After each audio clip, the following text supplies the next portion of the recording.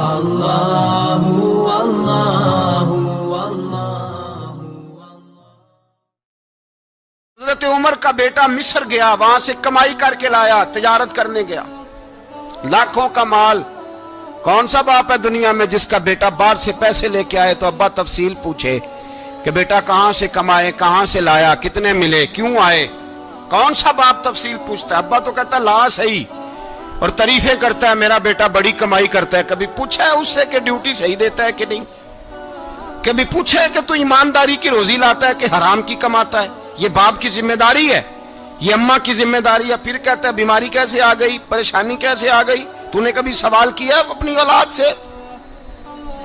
حضرت عمر فاروق رضی اللہ تعالیٰ عنہ کا بیٹا مصر سے پیسے کما کے لایا تو جناب عمر نے بلایا، فرمایا بیٹے اتنی تو تیرے پاس راس ہی نہیں تھی، تھوڑے سے تو پیسے لے کے گیا تھا، اتنی کمائی کیسے ہو گئی؟ اتنے تو پیسے نہیں تھے صاحب، کہاں سے کمائی لائے؟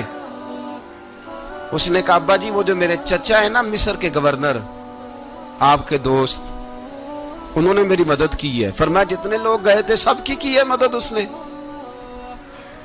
کہا نہیں صرف میری کی۔ فرمایا تیری کیوں کی؟ تیری کیوں کی؟ کہا حضور آپ کے دوست ہیں۔ فرمایا چپ کر، حضور انہوں نے مجھے اتنے پیسے دیے، میں نے کاروبار میں ڈالے تو نفع آیا تو میں ان کی رقم دے کے۔ فرمایا خاموش ہو جا، باقی جتنے لوگ گئے تھے سب کی مدد کی اس نے؟ کہا نہیں حضور صرف میری کی۔ فرمایا اس نے تیری مدد نہیں کی، اس نے خلیفہ کے بیٹے کی مدد کی، اس لیے کہ وہ خلیفہ کو اپنے حق میں نرم کر سکے۔ فرمایا آدھا مال تیرا ہے، آدھا مال غنیمت کا ہے، مال خزانہ کا ہے، مسلمانوں کا ہے، اس لیے کہ تو جو وہاں سے مال کما کے لایا ہے وہ اپنے باپ کے خلیفہ ہونے کی وجہ سے کما کے لایا ہے، لہذا رکھ ادھر۔ یہاں کہتے ہیں کدھر سے آیا، کیسے آیا، کون سا حساب دیں، کیا کریں؟ او بھائی حضرت عمر رضی اللہ تعالیٰ عنہ کا اپنی اولاد کے بارے میں یہ رنگ ہے۔ ایک جنگ سے نا خوشبو آئی، خوشبو بڑی مہنگی ہوتی تھی، عرب میں خوشبو آج بھی بڑی مہنگی ہے، وہ زیادہ استعمال کرتے ہیں۔ میری باتوں کی سمجھ آ رہی ہے میرے بھائیوں؟ بڑی مہنگی خوشبو تھی۔ جب وہ خوشبو آئی تو حضرت عمر نے کہا، گھر میں پہلے پہنچی حضرت عمر کے، چونکہ زیادہ عورتیں استعمال کرتی تھی گھر کے اندر خوشبو، مرد بھی لگاتے تھے۔ حضرت عمر نے اپنی بیوی سے کہا، آپ کی زوجہ تو تھی وہ بڑی خوشبو کو پسند کرتی تھی۔ حضرت عمر نے اپنی زوجہ سے کہا کہ خوشبو لاؤ، میں نے ایک عورت کی ڈیوٹی لگائی ہے، وہ خوشبو تول کے نا تو حصہ برابر صحابہ میں بانٹ دے گی۔ تو آپ کی زوجہ کہنے لگی کسی بی بی کی ڈیوٹی لگانے کی کیا ضرورت تھی، میں جو موجود تھی میں بانٹ دیتی ہوں تول کے حصہ برابر۔ آپ نے فرمایا نہیں تو رہنے دے، وہ فلانی بی بی بانٹے گی۔ کہا حضور میں نے بھی بانٹنی ہے، میرے پہ کچھ حق ہے؟ آپ نے فرمایا نہیں تو تفصیل نہ پوچھ، تو خوشبو دے دے، کوئی اور بانٹے گی۔ خاتون خانہ تھی نا، کہنے لگی نہیں مجھے بھی آج آپ کو بتانا ہی پڑے گا کہ کوئی جو بانٹ سکتی ہے تو میں کیوں نہیں بانٹ سکتی؟ زوجہ کہتی عمر نے بات کی تو میری چیخیں نکل گئی۔ حضرت عمر فرمانے لگے جب تو خوشبو بانٹے گی نا تیرے ہاتھوں کو بھی لگے گی، تیرے دوپٹوں کو بھی لگ جائے گی۔ اگر رب کریم نے مجھ سے سوال پوچھا کہ عمر خوشبو تو مسلمانوں کی تھی، تیری بیوی کے دوپٹے کو کیوں لگ گئی، تو میں اللہ کے حضور کیا جواب دوں گا؟ اگر اللہ نے یہ سوال کیا کہ تیری بیوی نے کیوں لگائی، وہ تو حصہ تھا مسلمانوں کا، تو نے تیری بیوی نے کیوں لگائی؟ تو فرمایا میں نہیں چاہتا کہ اللہ کے حضور مجھے اور تجھے باز پرس ہو، لہذا کسی اور کو بانٹنے دے۔ زوجہ روئی اور تڑپ کے کہنے لگی عمر مجھے لگتا ہے صبح قیامت بھی تیری بیوی ہونے کی وجہ سے اللہ مجھے جنت عطا فرما دے گا، تیری زوجہ ہونے کی برکت سے۔ بھائی یہ معیار رکھا، خدا کی قسم ایسا شخص تاریخ میں دوبارہ نہیں آیا۔ اتنا بڑا آدمی، اتنا بڑا شخص، اتنا بڑا آدمی، اور پھر رنگ یہ ہے کہ عمر 22 لاکھ مربع میل کا حکمران، 22 لاکھ، اور کھجور کے درخت کے نیچے مٹی کا ڈھیلا لے کے سو گئے ہیں، پرواہ کوئی نہیں، کوئی مسئلہ ہی نہیں۔ 2 غلام ساتھ بیٹھے تو ایک روٹی حضرت عمر نے گھر سے منگوائی، تھوڑا سا سرکہ، تو غلام کہنے لگے ہم نے بھی کھانی ہے۔ فرمایا کوئی حرج نہیں، روٹی کو پیٹ بھر کے کھانا ضروری تو نہیں، 3 حصوں میں بانٹ لیتے۔ ایک آدمی آیا ہوا تھا مصر کا رہنے والا ملنے کے لیے، اس نے پوچھا عمر کدھر ہے؟ تو کہا وہ ادھر جاؤ مسجد میں بیٹھے ہوں گے. اور واپس آیا تو کہنے لگا وہاں تو 3 غلام بیٹھے ہیں, ایک روٹی بانٹ بانٹ کے کھا رہے ہیں, لگتا ہے کئی دنوں سے روٹی نہیں ملی. کہا 3 غلام تو کوئی نہیں, وہاں 2 ہی تھے, تیسرے تو امیر المومنین تھے. اس نے کہا نہیں نہیں 3 غلام ہیں, کپڑے بھی ایک طرح کے پہنے ہوئے ہیں, بلکہ 2 کے تو پھر صحیح ہیں, تیسرے کے تو زیادہ ماڑے ہیں. کپڑے بھی ایک طرح کے, کھانا پینا بھی ایک طرح کا, اور ان کا نشست برخاست بھی ایک طرح کی ہے, لہذا کوئی فرق نہیں. حضرت ابو ہریرہ کہتے ہیں میں لے کے آیا, اور جناب عمر کو جب میں نے کچی زمین میں تامت سمیٹ بیٹھے دیکھا تو میں رو پڑا.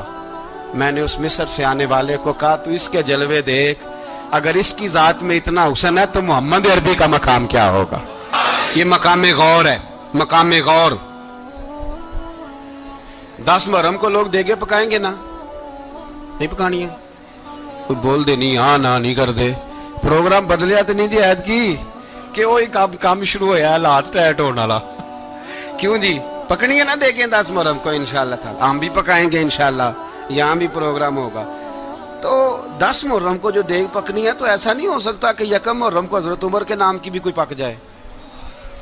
اگر امام حسن حسین کے نام کی دیگیں پکے تو جو امام حسن حسین کے سے پیار کرنے والے ہیں, جو امام حسن حسین سے, ہم لوگوں نے بھی عجیب رٹا اپنایا ہے نا, ہم لوگ بات کا ایک پہلو دیکھتے ہیں دوسرا نہیں دیکھتے.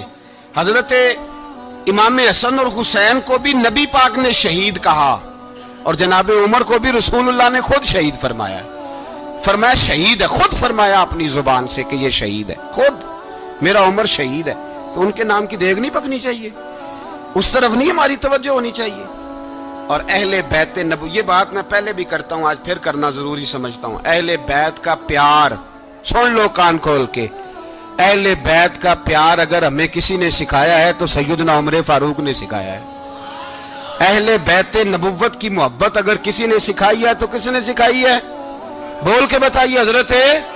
حضرت عمر نے. اہل بیت کا پیار ہمیں حضرت عمر نے بول کر کے سکھایا ہے. بھائی یاد رکھیں,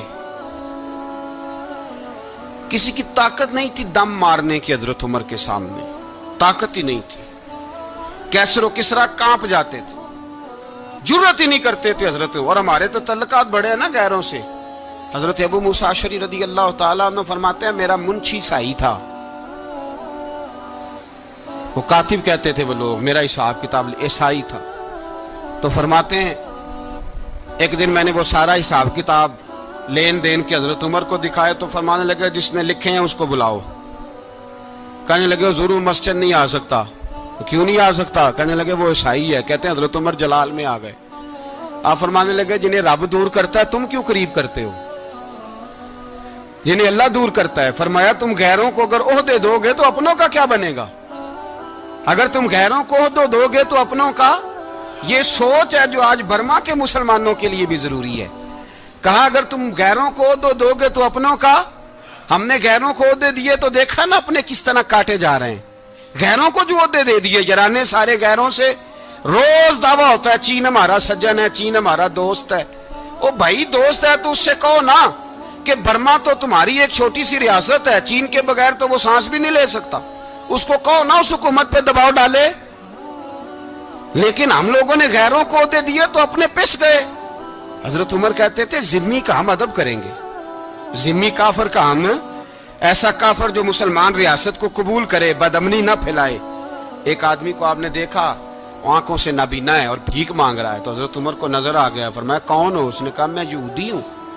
فرمایا بھیک کیوں مانگتے ہو؟ کہا جب تک تندرست تھا مسلمانوں کو جزیہ دیتا تھا, بوڑھا ہو گیا ہوں کیا کروں. حضرت عمر نے گھوڑے کی پشت پہ بٹھایا, کافر کو گھوڑے کی پشت پہ بٹھایا اور بٹھا کے مدینے لائے. حضرت علی شیر خدا وزیر خزانہ تھے. فرمایا علی اس کا وظیفہ جاری کرو.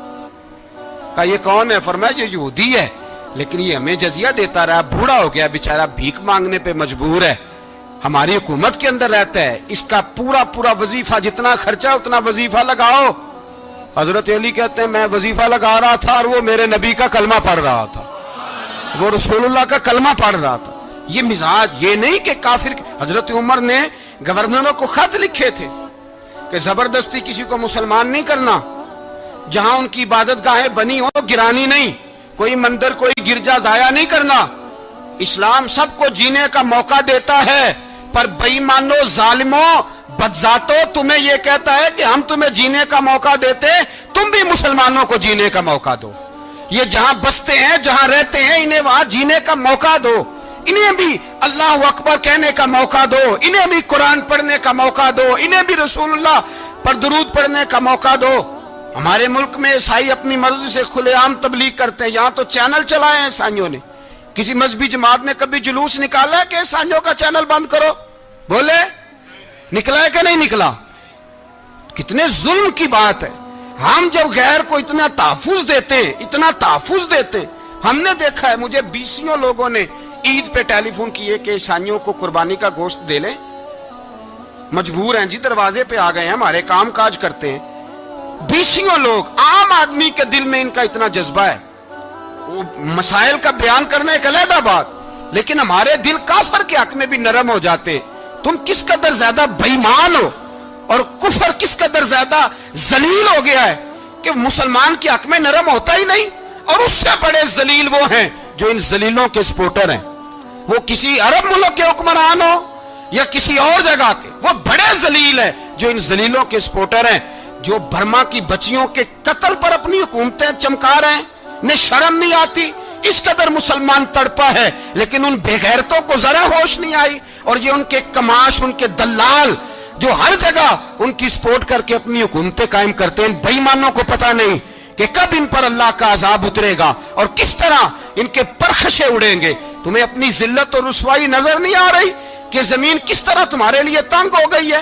اس سے زیادہ اور تمہاری رسوائی کیا ہوگی؟ ڈرو اللہ سے، اور یہ تو دنیا کا عذاب ہے۔ ان بطش ربک لشدید، میرا رب کہتا ہے قیامت تو قائم ہونے دے، اتنا سخت تیرے رب کی پکڑ ہے، اتنی کسی دوسرے کی ہو سکتی؟ یاد رکھیں اور تھوڑا احتیاط کریں ہم سب لوگ بھی، جو ہم لوگ آدھی زبان بول کے بھی ان کی سپورٹ کرتے۔ اب شرم آنی چاہیے ہمیں ان حکومتوں کی سپورٹ کرتے جو مسلمانوں کی لاشوں کے اوپر حکومتیں قائم کرتے ہیں، شرم آنی چاہیے۔ بہرحال بات دور نکل جائے گی، اور میں اپنے مضمون پہ رہتا ہوں۔ اہل بیت کا پیار اگر سکھایا ہے تو جناب عمر نے سکھایا ہے رضی اللہ تعالی عنہ، امام حسن ملنے۔ آپ یقین کریں، میں جب اس واقعہ کو پڑھتا ہوں تو میرا دل جھوم جاتا ہے۔ میں کہتا ہوں یار، ڈاڈا ہونا اپنی جگہ پہ، عشق ہونا اپنی جگہ پہ، انسان کا باوقار ہونا اپنی جگہ، جہاں کھڑے ہونا تھا وہاں یہ کھڑے ہوتے تھے، اور جہاں جھکنا تھا وہاں یہ ان لوگوں میں اقبال نے کہا تھا تیری نگاہ ناز سے دونوں مراد پا گئے، عقل غیاب و جستجو، عشق حضور و اضطراب۔ جہاں اگر آیا ہے سامنے کیسر و کسرا تو عمر جیسا دلیر کوئی نہیں، اگر سامنے آیا ایران کا بادشاہ تو عمر جیسا تگڑا کوئی نہیں، اگر آیا ہے سامنے غسان کا بادشاہ تو عمر جیسا عادل کوئی نہیں۔ لیکن اگر علی کا بیٹا آیا ہے، اگر فاطمہ کے لال پارے آئے ہیں، تو پھر فاروق اعظم سے جیسا محب کوئی نہیں، پھر ان سے جیسا پیار کرنے والا کوئی نہیں۔ اندر بیٹھے ہیں جناب عمر، اندر تنہائی میں کچھ وزیروں سے گفتگو ہو رہی ہے، میٹنگیں جاری ہیں۔ آپ کے بیٹے ملنے آئے جناب عبداللہ ابن عمر، ابا جی ملنا ہے، بات ٹھہرو، بات کر رہا ہوں، کوئی نہ اندر آئے۔ صاحبزادہ باہر کھڑا ہے، تھوڑی دیر گزری تو امام حسن بھی آ گئے۔ کون آئے؟ آپ کو جو ملے گا امام صاحب کا نام لینے سے، وہ سردار ہیں جنتیوں۔ کون آئے؟ سارے بولیے، امام حسن، تیری نسل پاک میں ہے بچہ بچہ نور کا، تو ہے نے نور تیرا سب گھرانہ۔ امام حسن آئے تو حضرت عبداللہ ابن عمر کو دروازے پہ کھڑے دیکھا، کہا امیر المومنین کہاں ہیں؟ کہنے لگے حضرت عمر کے بیٹے۔ کہنے لگے وہ اندر بیٹھے، کچھ میٹنگ ہو رہی ہے، اور انہوں نے کہا کوئی اندر نہ آئے، لیکن آپ جانا چاہیں تو چلے جائیں، آپ جانا چاہیں تو، تیری نسل پاک میں ہے بچہ بچہ نور، آپ جانا چاہیں تو چلے جائیں۔ تو انہوں نے کہا جب آپ باہر کھڑے ہیں تو مجھے کوئی اتنا ضروری کام نہیں، اور ابھی زور کی نماز تھوڑی دیر میں ہوگی، میں مسجد میں مل لوں گا امیر المومنین سے۔ یہ بات کہہ کے امام حسن چلے گئے۔ یار اتنی بڑی بات نہیں تھی، اتنی بڑی بات نہیں تھی۔ وہ میرے استادوں کا بیٹا بھی آئے تو کہا ٹھیک ہے جی، وہ سوئے ہوئے ہیں، تو کوئی غرض نہیں یار، میں ٹھہر کے آ جاؤں گا، کوئی بڑی بات نہیں تھی، دیکھا جائے تو بڑی بات نہیں تھی، پر بات بہت بڑی تھی، اس لیے کہ یہ خالی حسن نہیں، یہ حسن ابن علی ہے، یہ حضرت فاطمہ کے لخت جگر، حضرت عمر باہر نکلے, عبداللہ ابن عمر سے پوچھا کوئی آیا تو نہیں؟ تو کہا حضور امام حسن آئے تھے. تو کہا پھر شہزادے کو اندر کیوں نہیں بھیجا؟ کہا میں نے کہا تھا. وہ کہنے لگے اگر امیر المومنین مصروف ہیں تو میں ظہر میں مل لوں گا. حضرت عمر رونے لگے, فرمایا بیٹے تو نے اچھا نہیں کیا. پھر مسجد نہیں گئے, سیدھے امام حسن کے دروازے دستک دی. امام حسن باہر آئے, کہا شہزادے آئے تھے تو ملے کیوں نہیں؟ تو امام حسن کہنے لگے حضور آپ کا اپنا بیٹا دروازے پہ کھڑا تھا, آپ کا اپنا بیٹا دروازے پہ کھڑا تھا, اور منع بھی کیا تھا آپ نے تو میں زور میں مل لیتا. حضرت امام حسن فرماتے جوش جذبات میں جناب عمر نے سر سے پگڑی اتار دی, جوش جذبات میں. کہنے لگے حسن میرے بیٹے کا اور آپ کا کیا مقابلہ؟ کیا اس کی ماں کا نام فاطمہ الزہرا ہے؟ کیا اس کی نانی کا نام خدیجۃ الکبریٰ ہے؟ کیا اس کے نانے کا نام محمد مصطفیٰ ہے؟ آپ کا اور اس کا کیا مقابلہ؟ پھر رو پڑے اور کہنے لگے بیٹے میں مکے کے صحراؤں میں اونٹ چرایا کرتا تھا, یہ جو میرے سر پر عزت کے بال ہیں یہ تیرے نانے کے اگائے ہوئے. میں مکے کے خبردار شہزادے خبردار. او بھائی اہل بیت نبوت کے ادب کا رنگ اگر سکھایا ہے تو سیدنا عمر نے سکھایا ہے. حضرت عمر فاروق اتھارٹی ہے, اسلام کی اتھارٹی. یکم محرم حضرت عمر کی شہادت ہے. یہودی بول اٹھا, کافر بول اٹھا. اگر 6 مہینے عمر دنیا میں اور رہتے تو دنیا میں کوئی کافر موجود نہ ہوتا. 6 مہینے. اور جب اس بطل جلیل کا جنازہ اٹھا, اللہ بخاری پڑھیے نا, اللہ مرزقنا شہادت فی سبیلک, اللہ بسترے کی موت نہ دینا شہادت کی دینا. عمر شہید ہوئے, مسجد نبوی میں نماز پڑھاتے, اور جب جنازہ اٹھا تو مدینے کا پھر پیچھے جو دلیر بچے وہ مولا علی تھے. مولا علی, جناب عمر کا جنازہ اٹھا تو سب سے پہلی ہائے جو نکلی وہ حضرت علی کی زبان سے نکلی, اور حضرت علی ساری داڑھی آنسوؤں سے بھر گئی. لوگوں نے کہا کہ علی کیا ہوا؟ فرمانے لگے تم دیکھ نہیں رہے جنازہ کس کا اٹھا ہے, پلٹ کے دیکھو تو صحیح, پتہ نہیں یہ کون گیا ہے. کہ حضور کیا ہوا؟ آپ فرمانے لگے عمر اس طرح کے کام کر کے گیا ہے, اب ان کے رستوں پہ کون چلے گا؟ کون اس کے جگر راہ وفا میں؟ میں نقش ایسے چھوڑ آیا ہوں, میں جس منزل سے گزرا ہوں وہ اب تک یاد کرتی ہے. حضرت علی حضرت عمر کے جنازے پہ کھڑے ہو کے کہتے ہیں اللہ مجھے اس طرح کے عمل کرنے کی توفیق دے جس طرح کے عمر کر کے گیا. میرے بھائی بطل عزیز, بطل حریت حضرت عمر رضی اللہ تعالیٰ عنہ, جو اپنی زندگی انقلاب والی گزار کے گئے. عمر جب دنیا سے گئے تو 80 دینار کا قرضہ تھا, 22 لاکھ مربع میل کا حکمران. اور اپنے بیٹے سے کہنے لگے بیٹے کوشش کرنا تیرے خاندان والے مل کے میرا قرضہ اتار دے, میری قبر پہ بوجھ نہ رہے, اور اگر خاندان والے مدد نہ کریں تو میرے دوستوں سے بات کرنا, وہ مدد نہ کریں تو پھر علی سے بات کرنا. ان کا پیار آپس میں اتنا, اور تو اختلاف ثابت کر رہا. 80 دینار کا قرضہ چھوڑ کر حضرت عمر دنیا سے گئے, اور جاتی دفعہ کہہ گئے میرے بعد میرے بچوں کو حکومت کے مشورے میں بھی شامل نہ کرنا, حکومت کے مشورے میں بھی میری اولاد شامل نہ ہو. اتنا بڑا شخص اتنا بڑا رنگ دے کے یکم محرم کو جب عمر فاروق کا وصال ہوا تو بیٹے سے کہنے لگے اماں عائشہ سے جا کے کہو میرا بھی نبی پاک کے روزے میں دفن ہونے کو دل کرتا ہے. ایک قبر کی جگہ ہے اماں جی نے اپنے لیے رکھی ہے, بخاری ہے بخاری. حضرت عائشہ کے پاس صاحبزادے گئے, کہنے لگے اماں جی عمر کو زخم لگ گیا ہے, حالت بڑی پریشانی والی ہے.